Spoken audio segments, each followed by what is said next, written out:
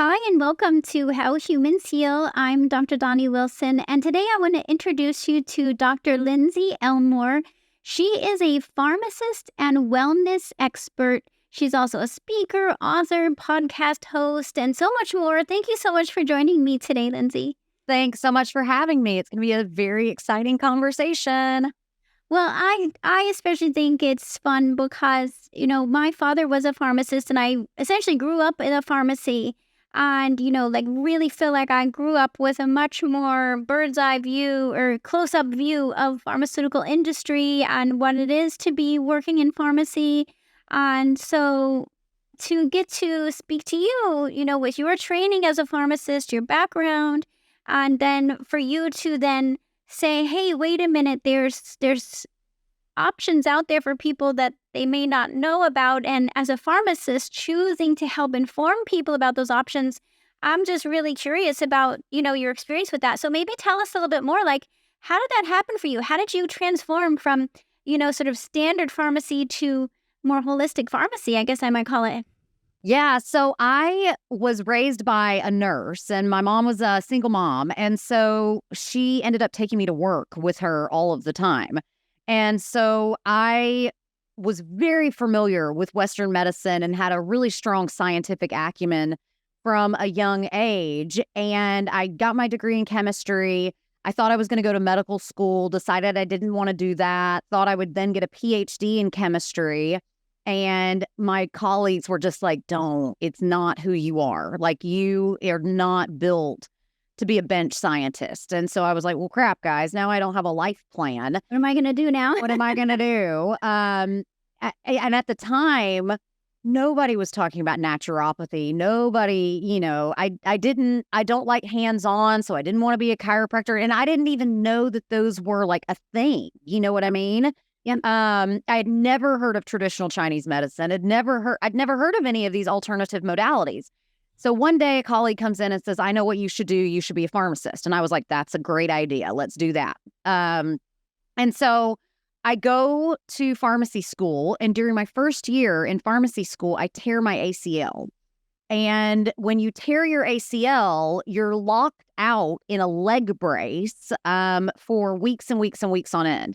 Well, when your knee doesn't bend like it is supposed to, you end up hiking your hip every time that you take a step.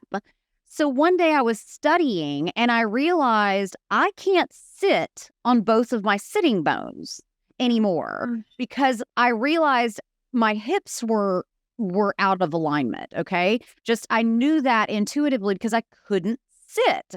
So I end up in the chiropractor's office for the first time. My left hip was a full 2.5 inches higher. That's a lot. It's a lot. It's a lot. But for 12 weeks, every step I took, I had to hike my hip. And so I mentioned to her, Doc, I feel like I'm going to die because I haven't slept in a month. And she goes, oh, if you're not sleeping, you need to go down the hallway to my colleague and get some acupuncture. And I had never heard of acupuncture, never, anything.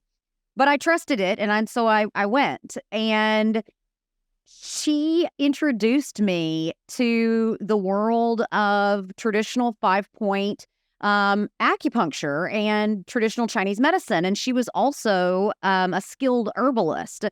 And so she had tinctures. And so, here I am rolling. Opened up this whole new world for you.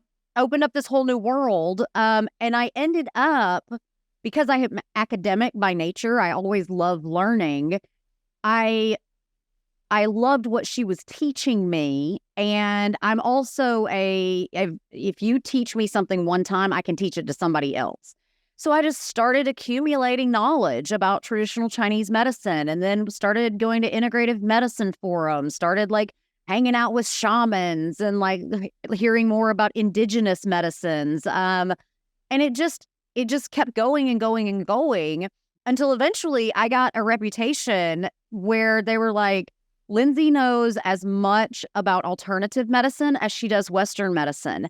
And I'm very practical about the integration of the two because I think that we have this false narrative in our society that to embrace natural medicine includes a denial of Western medicine, which is patently false. It's not a true statement. And so I love working with people on, yes, their supplements. I also have written cookbooks and just realized like when I was in pharmacy school, I did my first ever 21-day cleanse, and I started to realize how important food is. I've always been athletic, and so like the exercise was always there. And so I just kept picking up more and more and more skill sets as I went along, as well as maintaining my board certification as a pharmacist so I don't lose the essential pharmacy knowledge that ultimately makes me so helpful for other people, is because I do understand the interplay between the two. Yeah. Yeah, it is. It's that unique spot where you can see from two different directions at once.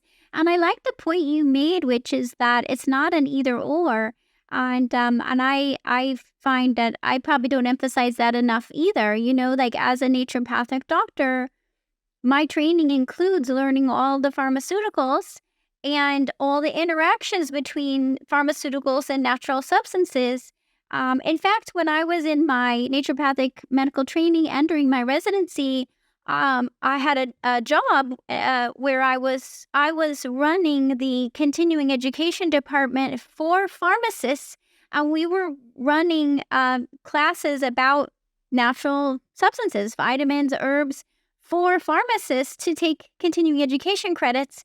And so it was like really cool to me to see that how many pharmacists really do want to learn about natural substances.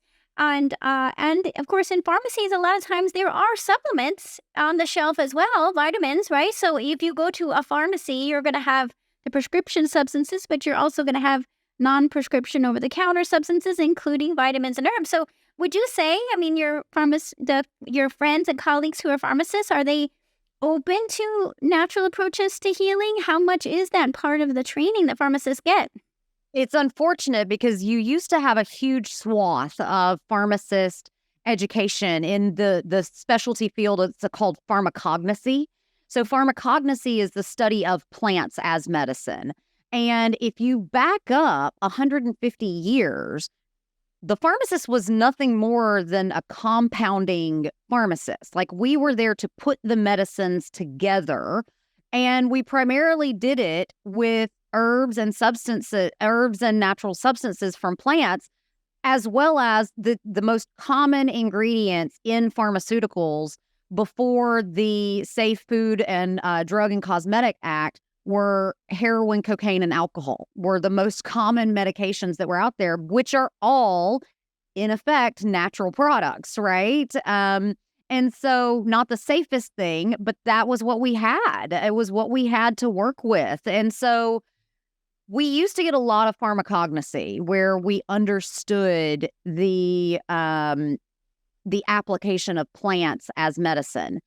We don't get as much now. You have to go out in search of it. And that is because the division between Western and alternative medicine, the reason that the divide is so line in the sand where you can't have both, it's actually entrained. There was a gentleman named Stanley Flexner, and he wrote this paper called the Flexner Report. It's about 110, 120 years old now. And it basically created the modern indoctrination of what medical practice is. And it shoved aside all of the alternative practices. So at the time, around 1900 or 18 whatever, there were medical schools that actually had personalities, right? So you could choose, do I want to go to a school where I'm going to learn surgeries, or do I want to go to a school where I'm going to learn about plants as medicines, food as medicines, about energy as medicine? Like, medical schools had lots of different varieties. Flexner Report came out, threw all that out the window. They shuttered any schools that did not go to the drugs and surgery. So drugs and surgery are ultimately what we are taught. And so, you think about a doc, like you mentioned, that they're just offering prescriptions. It's because they don't know any better. It's because they don't know any better. So pharmacists do have to go in search of natural education. And I encourage you too, friends, like, don't assume that every over-the-counter medicine is safe and effective and without side effects. Be it a supplement, be it an herb, be it a tincture, be it a medication, you show me a medication or an herb or a supplement that doesn't have any side effects, I will show you one that doesn't have any effects. So in order to get the effect, we have to have sometimes the side effects. And there really aren't side effects. It's just effects that you don't like.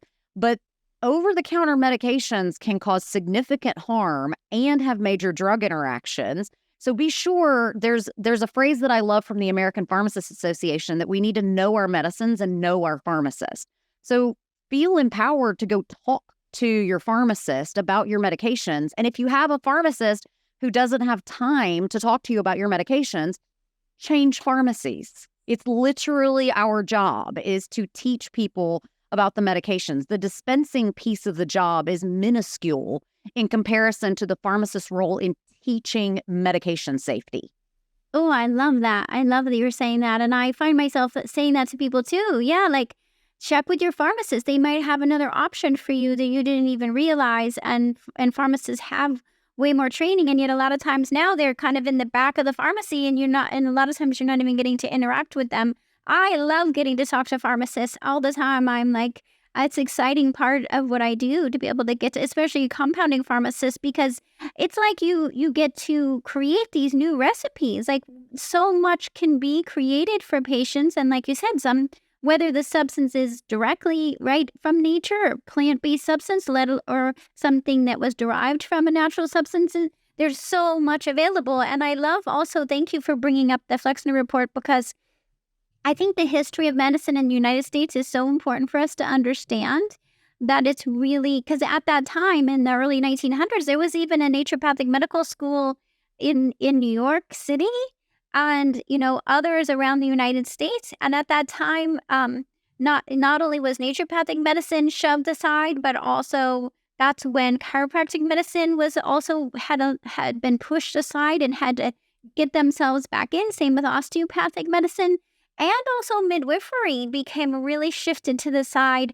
And that's when, as you mentioned, kind of this, what we know of as standard medicine today, really was based on those decisions back then to kind of make medicine mean anything that's from a pharmaceutical company or a surgery or a procedure, right? And so I think now people are really starting to open their eyes and be like, wait a minute, there's so much more. So even if your practitioner is saying, you go in and you're like, okay, the only thing they're offering you is a prescription or a surgery, to know, hey, there's so much more options available. Just because that practitioner isn't aware of it or isn't trained in it doesn't mean that that's the only option.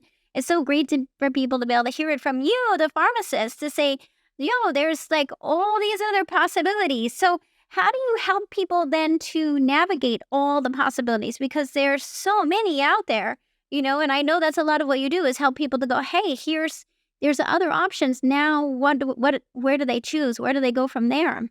I am, again, really down to earth. What do you start with? Anything. I don't care. You want to sleep an extra 20 minutes because you've only been sleeping 6 hours for the past 5 years? Okay, do that. You want to get up and get your circadian rhythm kicked off by going out into the sun first thing in the morning? Great. You want to start lifting weights? Amazing. You want to eat one plant-based meal? Okay. You want to increase your water consumption? Fine. You want to meditate? Whatever. And so I really go and I look at, okay, there are 8 root causes of disease, right? So the 8 root causes of disease: stress, toxins, toxicants, allergens, antigens, and then you have your infections and your dysbiosis, your nutrient excesses and deficiencies, sedentaryism, lack of sleep, and then the sociogenomics. So I start to look at those, and I really, if I had to choose one place to start, it's with stress.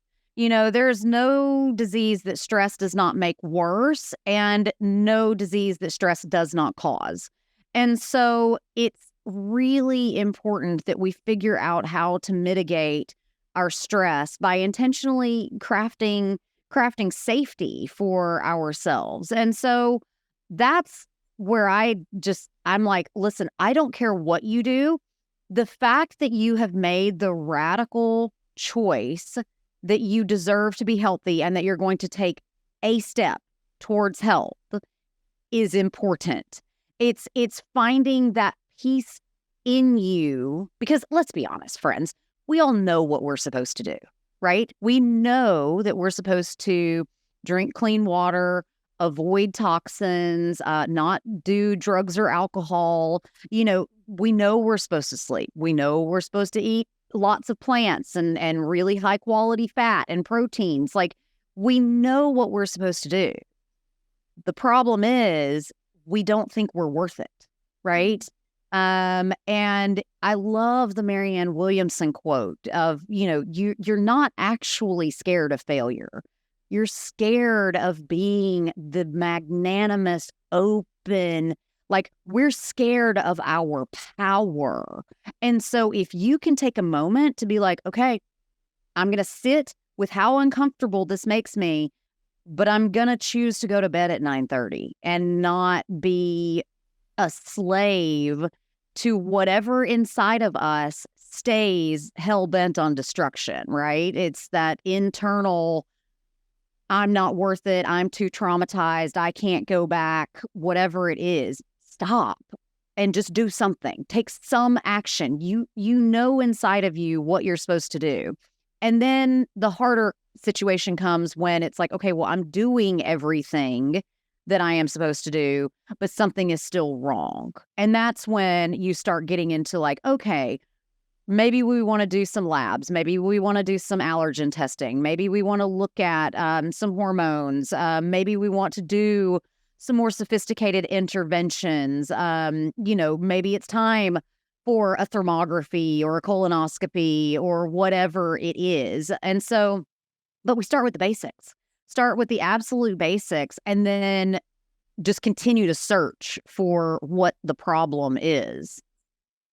Yeah, I love that. You had interviewed me on your podcast about stress, and because I agree with you, like, when we can understand and not just expect that we're going to have zero stress either, right? Like, because then we just end up sabotaging ourselves again, right? Like thinking, oh, well, I just give up because I can't have zero stress. But actually, it's about how do we help ourselves recover from stress, which is the things you're mentioning. Like, how do we just start putting one foot in front of each other and making different choices so that we create that sense of safety and that ability for our bodies to recover from all the stresses and toxins that we're exposed to.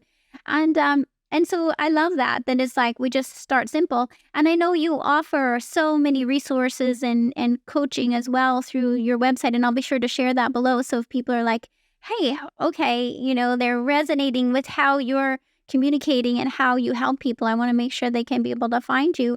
I know that, like, even if we use this as a way to connect, like, the experience in a pharmacy to the use of natural substances, and again, I love this point for people to hear that so many substances that we use, even in pharmacy, whether prescription or over the counter, were originally derived from nature. I mean, nature has so many resources for us to heal as humans. And one of the most popular has become probiotics and addressing the microbiome, which I agree is huge. There's so much research now helping us understand how important these 100 trillion bacteria living in our gut are to our health. And so I think people are, more often going into a pharmacy and saying, hey, which probiotics do they have, or even online, which probiotics should I be taking? And I know this is a real passion of yours. So tell us more, like, what is your take on this whole concept of the microbiome and the power it holds for our health? Well, the microbiome is so critically important. It has 3 functions that are just, they're critical for life. We cannot live without our microbiome. And so When we think about the microbiome, we have these metabolic functions where they help us to metabolize foods, extract energy from complex and digestible sugars. They also ferment our dietary carbohydrates and fibers to produce what are called postbiotics. And these postbiotics are amino acids as well as short chain fatty acids. The microbiome uses our food to produce vitamins. It also helps with mineral absorption. And they also metabolize our bile acid, which helps us to regulate our cholesterol levels. So they have this huge metabolic function. The microbiome also has a protective function where it creates layers for our immune system to be educated as well as to provide a barrier function. So the barrier function of the microbiome basically says we're going to put all the good bacteria in their homes, and we're going to create a barrier where bad bacteria can't come in. They live in these certain niches in the gut, and that just protects by creating a barrier. Also, having a really well diversified and expanded microbiome also helps with the what I call the starve the enemy strategy. So when we starve the enemy, we are actually eating all of the calories with our good bacteria so that the bad bacteria don't have any food. So you are stealing the energy from your enemies. And smart bacteria actually, so your good bacteria will actually, so let's say that there's a bad bacteria that feeds on a certain nutrient. Well, if your body has the ability to create that nutrient, good bacteria will say, hey, don't make that nutrient anymore because it's feeding that guy over there, okay? Then there is the bactericidins, which is a good, healthy microbiome can literally kill bad bacteria. They're toxic and they cause them to die. Then you get to like the real secret sauce of the microbiome. And the secret sauce is like the trophic functions, where the gut bacteria talk to the lining of your gut, and then the lining of the gut helps to understand and interpret that the information that's being given to it, which can help to turn genes on and off. It strengthens the gut barrier. It changes fat deposition. It influences our growth. It influences changes in the body. We also have this really important system called the gut-brain axis. And so gut microbes, which aren't just bacteria, but you have these more ancient bacteria-like species called archaea. We also have a human virome that I think people don't talk about very much at all. And there are viruses that live on us and in us, including pathogenic viruses that live on us and in us, just like every single person on the planet has pathogenic bacteria inside of them at all times. To go through life and not acknowledge that you are exposed to Shiga toxin producing E. coli every single day is simply naive. So we have this interplay between good bacteria, good viruses, bad viruses that are just part of how we educate and train our immune system. And so the gut-brain axis modulates our response to stress, mood, behavior. It governs our food cravings because it has impact on ghrelin and leptin. It also manages our circadian rhythm. So your gut bacteria, just like we have circadian rhythms, so too does our gut bacteria. They like to go through the same 24-hour cycle that we do. The microbiome is critically important for brain development in early life, and it also helps with the education and regulation of the immune system. So between birth and age 3, the microbiome goes through a maturation process. And this maturation process is very, very, very important. It's one of the reasons it's so critical not to over sanitize when children are really, really young, because when we over sanitize children when they're very young, it leads to allergies, it leads to chronic disease earlier in life, because during this birth to age 3, the microbiome is teaching the immune system what is friend and what is foe. And then later in life, the microbiome and the immune system continue to communicate. And this is what helps to balance out pro and anti-inflammatory responses. And so the microbiome does a lot for us. And we're getting more sophisticated in our knowledge of different strains of bacteria that we can now go and say, okay, I'm looking for a strain of bacteria that reduces cortisol, or I'm looking for a strain of bacteria that helps with constipation. I'm looking for a strain that helps with digestion. So we can get very specific, because I think we're moving towards a time where we don't just refer to the bacteria by the genus and species, where we don't just say, oh, it's Lactobacillus rhamnosus. It's Lactobacillus rhamnosus R0011, which has a very different function than like an R0047. And so we get to be very specific about what are we taking and what's the intended end point for what we hope to happen by taking this supplement. It really is so cool and amazing. I mean, to think that even not that long ago, we were even so afraid of bacteria and microbes.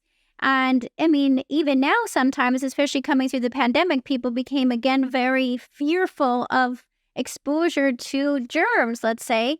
And at the same time, we have all of this research and new information about how important our microbes in our gut, let alone the microbes that live around the whole rest of our body, are to our health. And so to be able to, I think, for people to stand back for a minute and just think, wow, yeah, like if we're constantly using antibacterial soaps and preventing exposure even to for our children at a young age to an environment of healthy exposure, that they might not have as healthy of a microbiome in their life to be able to protect them. And so, just learning how to navigate that and get more comfortable with it, and to realize that, I mean, I'm excited too. Like every year, I was going to say, let alone every few months now, we're seeing more and more products being developed that are, like you're saying, specific bacteria or other microbes that are being researched and identified with a specific action. Like you said, like there can be specific bacteria that help decrease cortisol that's too high, so it was like, okay, then I think to myself, okay, then we got to know who's the right person for that. Not everybody has high cortisol. So we have to go, okay, who has high cortisol? And then would this particular treatment be appropriate for them? But how exciting that we even are going to be able to have those tools, because I think right now, still, most people are just hearing the term probiotic, which is, as you know, like mostly lactobacillus and bifidobacteria of certain strains. And it's kind of like a general, right? It's like, sometimes I think it's like a general flooding the system with just a couple strains.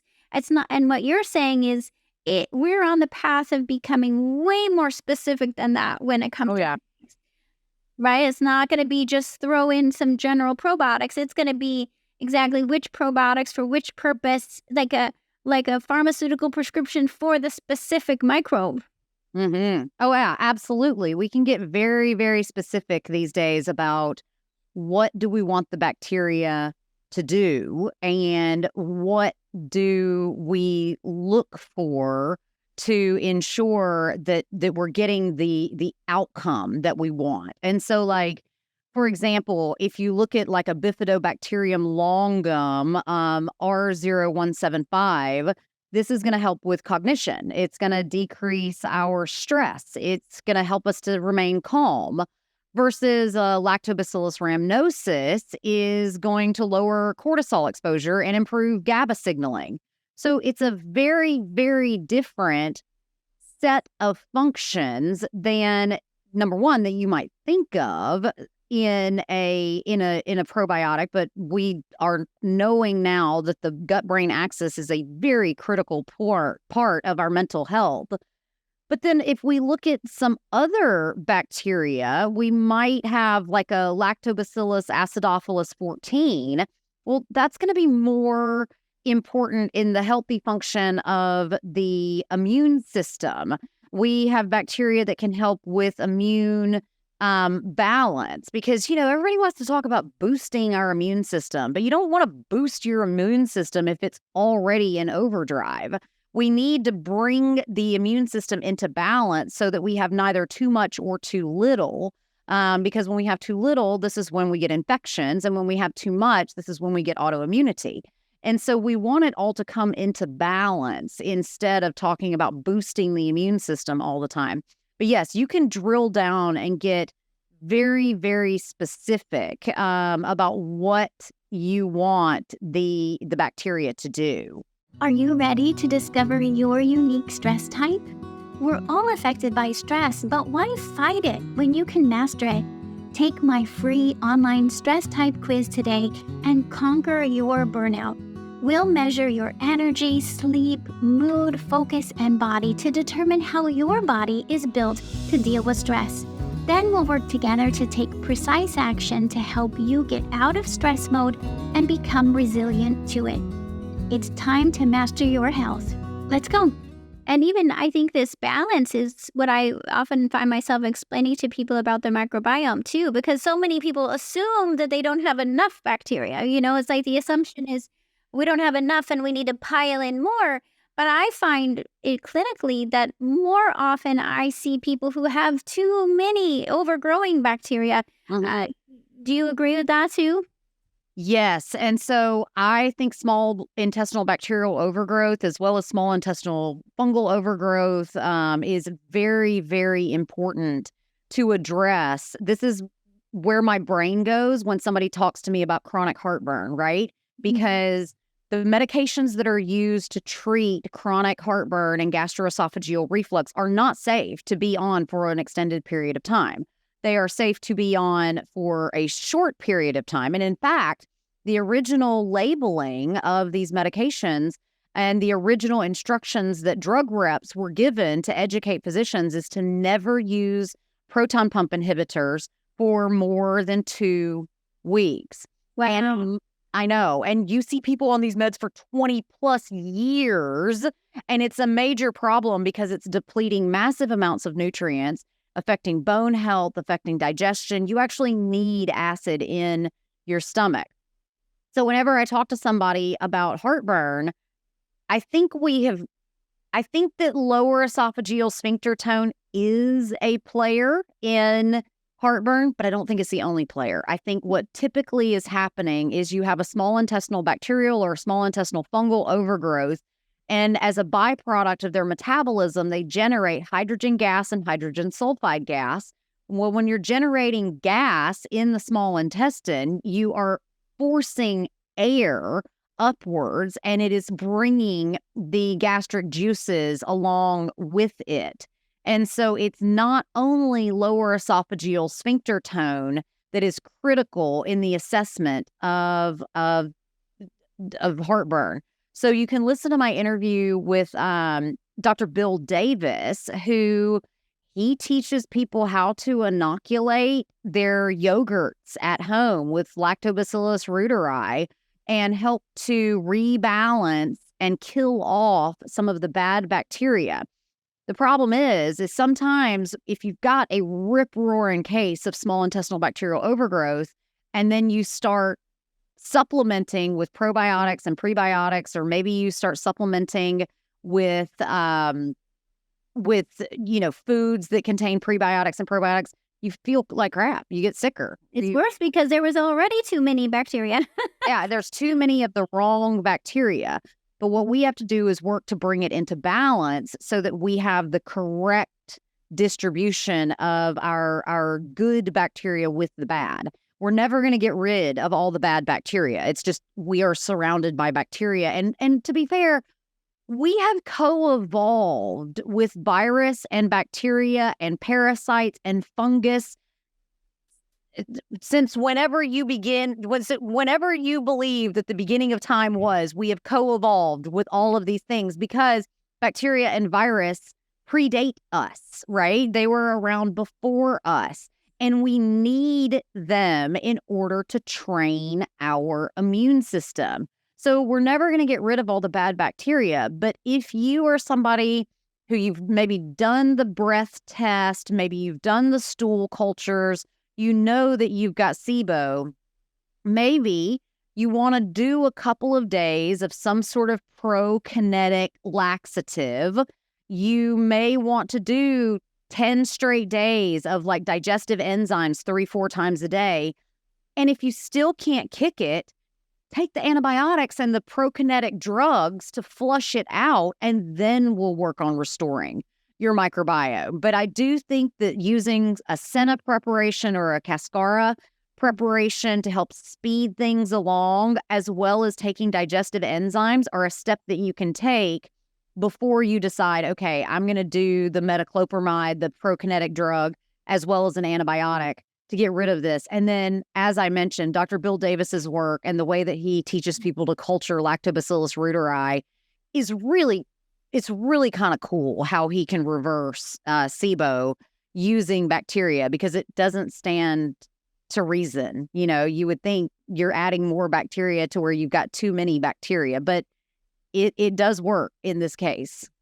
Yeah, I mean, and that's the thing is, like, I agree with you. Like, sometimes when you start to have these symptoms, at the very least, like you're saying, like, kind of think through, like, why is this starting? Instead of just running straight to the practitioner or the pharmacy to get whatever prescription to kill bacteria, how about we stop and think about it first and be like, what's really happening here? Why is it that things are at a standstill? And if there's gases, yes, there's somebody's overgrowing and making too many gases. So we have to like start to solve it. And I find that it's when I start to ask those questions that why and where did this start from, and how do I change the environment in this human body so that it's not perpetuating it? Because otherwise we're just taking antibiotics over and over and never getting anywhere. And that's not really solving anything either. Just like taking PPIs forever, it's not really solving anything. In fact, it's probably causing other issues. So just to be able to say, hey, let's stop and be like, hey, am I actually like giving my body a chance and the right signals to digest my food? And if my bowels are not moving, let's get the bowels moving. And am I feeding myself in a way where I'm not overfeeding the bacteria, right? So we can start there, like you were saying. And then if it still really needs more help, maybe we get more help, whether it's a prescription or I use antimicrobial herbal protocol to address overgrowing bacteria. But I agree with you. It's never about, I got the analogy I often find, I'm curious about your impression of it, is like, if you have an overgrowing garden, you know, where the plants you do want and the weeds are overgrowing, you don't need to go and rototill the whole garden. You want to go in and say, hey, we just need to weed the ones we don't need anymore and prune the ones that are overgrowing, and just like work with the garden from that place versus completely wiping it out and trying to start over. Mm-hmm, absolutely. And another analogy that I really like that I think sums up kind of the difference between a functional medicine approach, because like you said, taking the PPI does not cure the heartburn. Why do you have the heartburn? I think so often Western medicine, a Western medicine doc walks into a room and goes, oh my gosh, the room is flooded. Let me mop it up. A functional medicine physician or pharmacist or clinician, naturopath, whatever, walks into the room and says, oh no, the room is flooded. Let me turn off the faucet.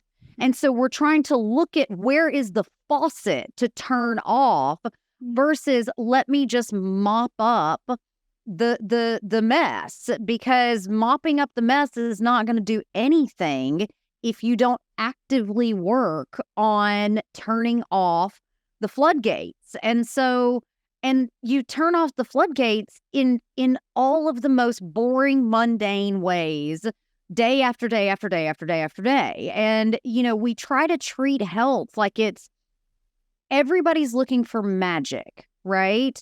But what we really need to be looking for is our simple, down-to-earth, grounded decisions that we make each day that ultimately lead us to find the miracle that is being healthy and being well. We have to stop looking for the magic pill. And it's unfortunate because, I have mixed feelings about evidence-based medicine because on the one hand, we do need to do clinical trials and find out what works, what doesn't. We need it on natural products. We need it on medications, etc. But this whole concept of evidence-based medicine being the only kind of medicine and it being the only way to inform guidelines, it being the only way to practice is simply not true. And there's so many conflicts of interest between pharmaceutical manufacturers, the evidence that they produce. I mean, take a step back and think about it. Go listen to my interview with Dr. John Abramson, who's been a Harvard MD and Harvard professor for more than 25 years, wrote a great book called Sickening, How Big Pharma Broke American Healthcare and How to Repair It. Think about this. Think about this, friends. You send in a paper to the New England Journal of Medicine. The New England Journal of Medicine gets that paper, they send it out, and 10 people peer review it and send it back and say, yes, this is good enough to be published in the New England Journal of Medicine, or no, this is not good enough. The problem is nobody is required to go back to the pharmaceutical manufacturers and actually verify that the data that they presented in the paper to the New England Journal of Medicine for peer review is factual. Nobody requires that. And during Dr. Abramson's testimony, he's been a key witness in tons of criminal litigation. He's been an unpaid witness for the Department of Justice as well as the FBI. When you actually subpoena their email chains, their research papers, like you look at the emails that were floating around at Merck when Bextra, valdecoxib, was on the market. Valdecoxib is very similar to celecoxib, which most of you may know as Celebrex. So these are selective COX-2 inhibitors. Our traditional COX inhibitors inhibit both COX-1 and COX-2. And when you only inhibit COX-2, you force everything in that pathway down the COX-1 pathway. Merck outright knew that valdecoxib was causing massive amounts of heart attacks, and they did not care. They lied about the data, got it published in journals, and now, fast forward, we know that tens of thousands of people died from the side effect of it, and they knew it. And so we have to have this greater transparency in evidence-based research. And if we are going to live in a society where we live and die by treatment guidelines, the people that write the guidelines cannot be the same people that are doing the research for the pharmaceutical companies and manipulating the data in order to say, this is what we recommend. A really famous case of this is statin medications, because when Dr. Abramson went back and stratified data related to statin medications, the use of statin medications for primary prevention of cardiovascular events in women actually have more heart attacks, more strokes, and more death associated with the use of a statin medication for primary prevention. This is not secondary prevention after you've had a heart attack. The problem is the guidelines keep getting more and more and more aggressive to where now, if you read the cholesterol treatment guidelines, upwards of 75% of the U.S. population, it is recommended to be on a statin medication for either primary or secondary prevention of cardiovascular events. But if you actually pull the data out, women suffer more when used for primary prevention. And so we have to be able to rely on the fact that we are going to get actual tangible information out of pharmaceutical manufacturers, or we're simply putting patients at risk for harm. And these companies make so much money, because you guys realize we're one of the very few countries in the world that doesn't have governmental oversight of drug pricing. Companies can charge whatever they want for drugs. Really famous scenario, insulin. So insulin used to be only a recombinant insulin that was created from an animal product, right?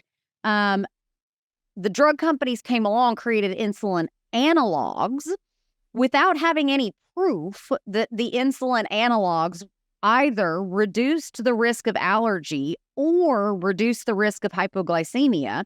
They went out to all the prescribers and said, guess what? These insulin analogs, less allergies and less hypoglycemia. They had no data. They made it up. They absolutely made it up. And then what they did was jack up the price of insulin glargine and insulin aspart to the point where patients are withholding their insulin doses because they can't afford their medications because we don't have governmental oversight of drug pricing. We're seeing it play out right now with the COVID vaccines, where we, as taxpayers, subsidized these $500 billion companies. I mean, you look at Johnson & Johnson, $500 billion company with a credit score greater than the United States government. And yet we as taxpayers were required to help produce the COVID vaccines. Well, now that the tax subsidies have stopped, Johnson & Johnson's has been pulled from the market for safety concerns because it caused so many blood clots. But if you look at like Pfizer or Moderna, guess what? They're tripling or quadrupling the price of the COVID vaccine. And so you cannot, I so wholeheartedly agree with Jonas Salk. So Jonas Salk, when he created the first vaccine from bacteria, naturally occurring bacteria was where the first vaccine came from. And they came to him and said, all right, time for your patent. And he said, you can't patent the sun.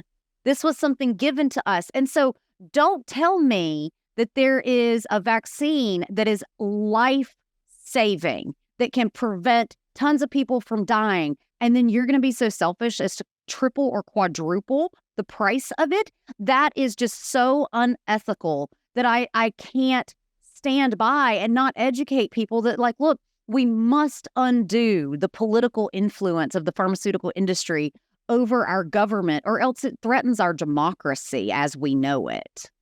Yeah, it's really true. And I'm so glad you're pointing that out, because a lot of times it could be a natural substance, and then a pharmaceutical company will just add sometimes just colors and fillers so that they will be able to patent the substance and probably raise the price on it, even though it started as a substance from nature that was helpful. Mm-hmm, absolutely. So there's a lot of ways that that companies go about manipulating patent laws in order to keep drugs on patent. So you look at the antidepressant citalopram, okay? So you've got Celexa, okay? So citalopram, then there's this concept in chemistry called enantiomers. And so you have enantiomers that they're like mirror images of each other, okay? So citalopram is both mirror images, okay?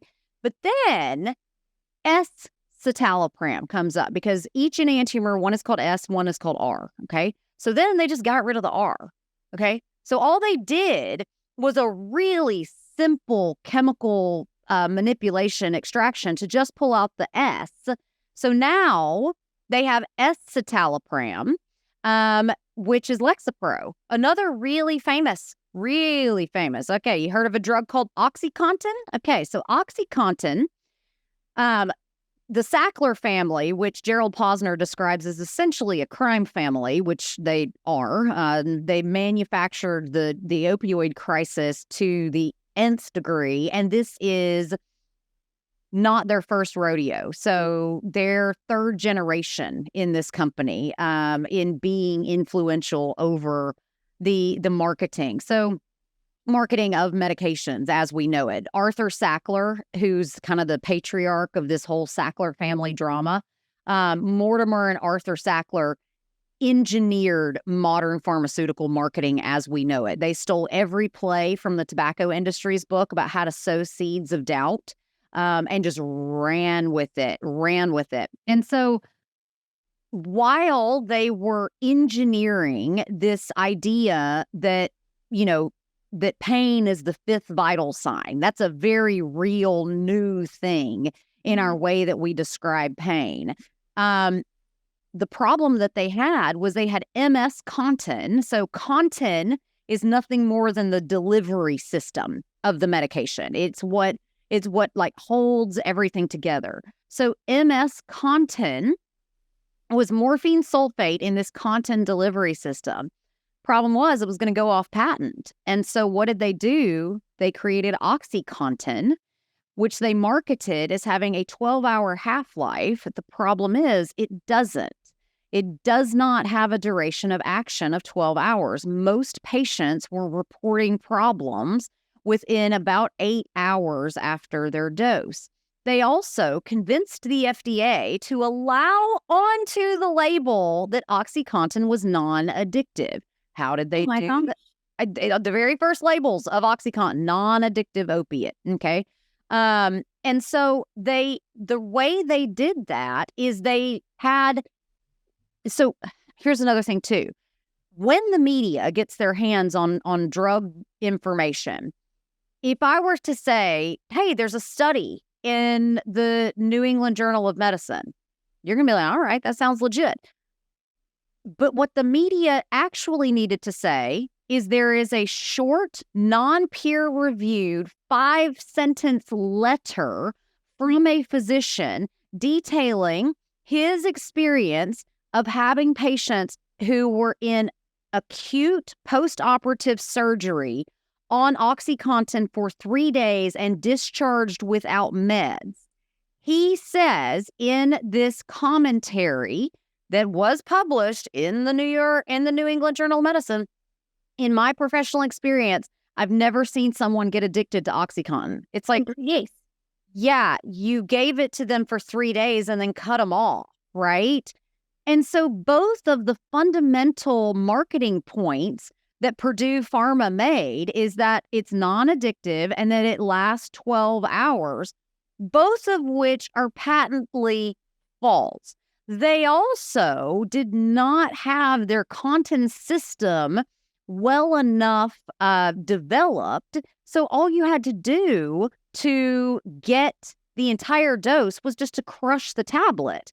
The tablets now are harder to tamper with, but it's not impossible. And if any of you have read or watched Dope Sick, you know that the way that they dealt with what they called breakthrough pain was not to admit that, hey, our drug doesn't work 12 hours like we said, because had they gone back and said, no, you got to take it every 8 hours, guess what? They would have lost their patent because there's not something significantly different than other more safer opioids, like a hydrocodone with a 4 to 6 hour duration of action, an MS content, which lasts about eight hours as well. So there were these cheap off-patent medications that did not have this 12-hour duration of action. So Purdue could not admit that their drug did not last 12 hours. So their two major marketing points, that it is non-addictive and lasts 12 hours, are simply not true. And we don't call them out. And how many people became addicted to this substance and even have lost their life because of that? I mean, estimates are around $500,000 at this point. It took the FDA at least 250, 300,000 people before they would take any action against Purdue. And they would not stop them. I mean, by the time the FDA got involved, they had gone from an OxyContin 5 milligrams, 10 milligrams, 20 milligrams, 40 milligrams, 80 milligrams, because that was their marketing, double the dose, double the dose. If you got breakthrough pain, double the dose. The FDA did not stop them until they were about to produce a 160 milligram tablet of OxyContin. You are talking one pill to kill an elephant, for goodness sakes.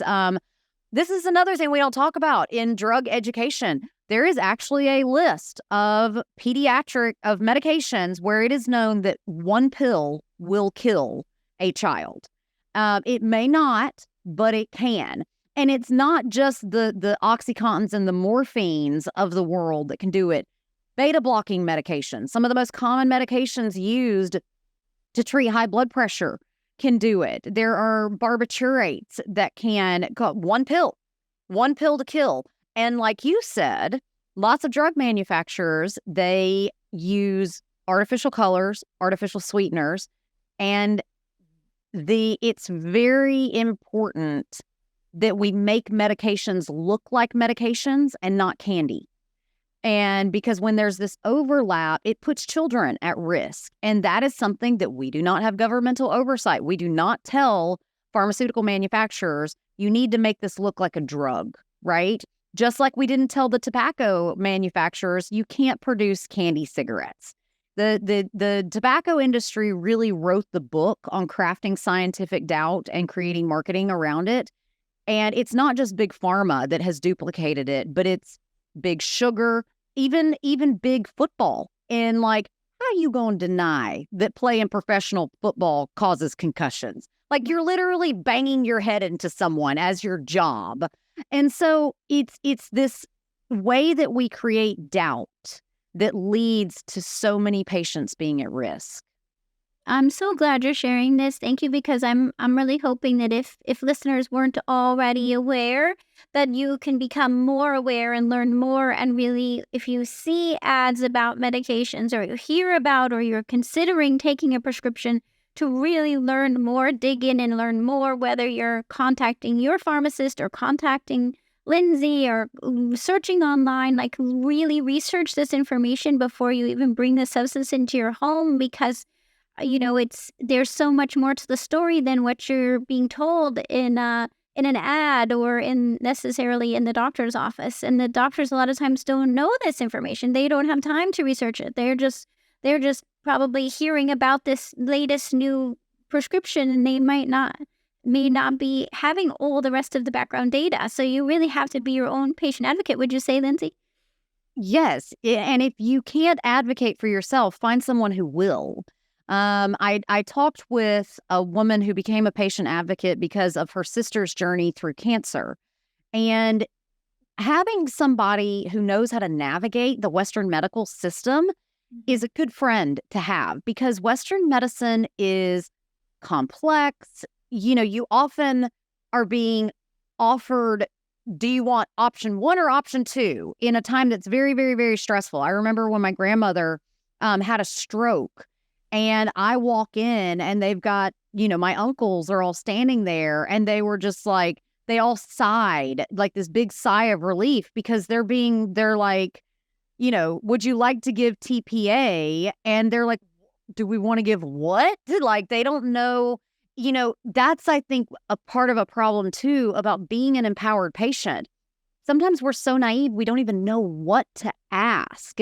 And because we live in a system where physicians are paid based on quantity, not quality, or what is in, modern medicine speak called value-based care, where you're actually showing a value to what you are giving to the patient. I mean, what a novel idea, right? Right. You would pay by adding value. I think patients assume that it's value-based, but it's mostly not. It's not. And I also think that Americans we have vilified governmental oversight of medicine in a way that has not been done anywhere else in the world, requiring that government have some sort of control over the way that medicine is practiced helps to limit spending. We spend so much on healthcare in the United States, but we are sicker than anybody else in the Western world because we're spending money on expensive new devices. We're spending money in the fact that we don't regulate pricing of medications. We're spending money by allowing big pharma to be the most notorious manipulator of patent law. We waste money on healthcare and patients are dying in the process. And it is so painful when you see it and you realize how many people don't see it. And so that's very concerning to me because we need to be empowered owners of our own health. Yeah, I agree. And I saw it too when my father went through having strokes and I became his patient advocate and I'm then in as a naturopathic doctor helping him to navigate the medical system. And I was like, I'm just so glad I was able to be there for him to help him. But I also saw that, and I think he started to see that the system, the pharmaceutical system that he had trained in all those decades before had really shifted over the years into something different. And so I just want everyone to be able to know that it's, that the pharmaceutical industry is not the same as it was, let's say 50 years ago. Or pharmacies and pharmacy training is not the same as it was 50 years ago, let alone 100 years ago. That having, educating yourself, or especially when you're not feeling good and you're having to navigate on your own, being able to have someone to help you can make a huge difference. Oh my gosh, thank you so much for this conversation. It's really so informative, Lindsey, and I'm really excited for people to know about you and to be able to stay in touch with you. And I know you offer not only your podcasts and regular updates, but you also have a membership community. Tell us more how people can learn more from you and continue learning from you. Sure. So you can find me on all social media channels. I'm at Lindsey Elmore on Instagram and Facebook, and then at Dr. Lindsey Elmore on Pinterest and TikTok. And so you can find me there. You can find my website, lindseyelmore.com. My functional medicine wellness platform is called Wellness Made Simple. You can find it at wellnessmadesimple.us. And your listeners can save $100 off of an annual subscription by shopping the code POD, P-O-D. And so you can come check that out. We do monthly live calls, and then there is a bank of dozens and dozens and dozens of videos to help with everything from stress management to thyroid symptoms to, what supplements are safe versus unsafe in pregnancy. The list goes on and on. Oh, thank you so much. It's really so helpful for people to know about this and to hear it from your background and your experience. So thanks again so much for being here today. Absolutely. Thank you so much for having me. Thanks for listening to How Humans Heal. If you liked this episode, leave a rating and a review. And for more resources, visit drdonnie.com.